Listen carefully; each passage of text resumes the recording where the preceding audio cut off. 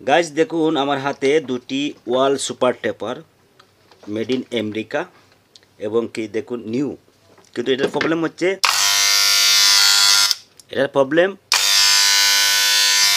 শব্দ আর শব্দ, অনেক শব্দ দেখেন, এটারও শব্দ।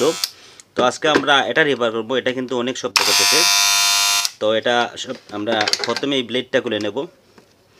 তো গাইস আমার একটা রিকোয়েস্ট, চ্যানেলটা সাবস্ক্রাইব করুন প্লিজ। আপনারা কিন্তু অনেকেই ভিডিও দেখেন, চ্যানেলটা সাবস্ক্রাইব করেন না। সাবস্ক্রাইব করলে একজন ভিডিও যে মানায় যে আমাদের একটু মানে উৎসাহ বাড়ে, সেই জন্য ভাই রিকোয়েস্ট করতেছি চ্যানেলটা সাবস্ক্রাইব করুন, অনেক খুশি হব। গাইস দেখুন আমরা প্রথমে ওই যে আপনার ব্লেডটা, এই ব্লেডটার এইভাবে ধরবেন, দেখেন একটা শব্দ করতেছে, আপনারা আশা করি শুনতেছেন। এবার ব্লেডটারে আপনারা এই দিকে নেবেন আস্তে করে। দেখেন আমি কিন্তু এই যে দেখেন এভাবে নিতেছি, শব্দ শুনবেন একটু।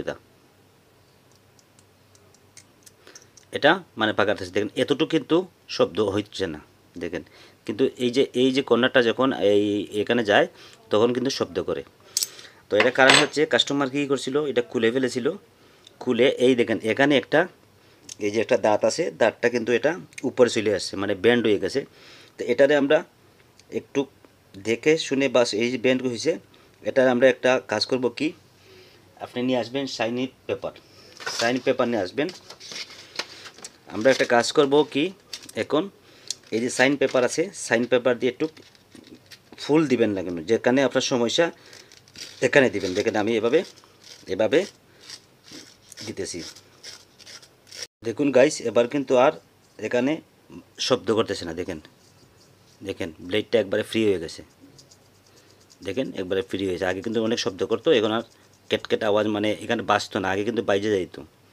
তো এবার আমরা ফিটিং করব, আমরা দেখব ফিটিং করে। আমরা ব্লেডটার স্প্রিংটা একটু সামনে নিয়ে আসলাম, এবং কি সাথে সাথে একটু অয়েল ইউজ করবেন।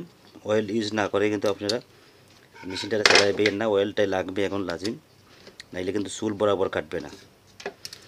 তো আমি যেভাবে এটারে ঘষালাম সেভাবে ঘষবেন, কিন্তু ফুল ব্লেডটা আপনি ঘষবেন না।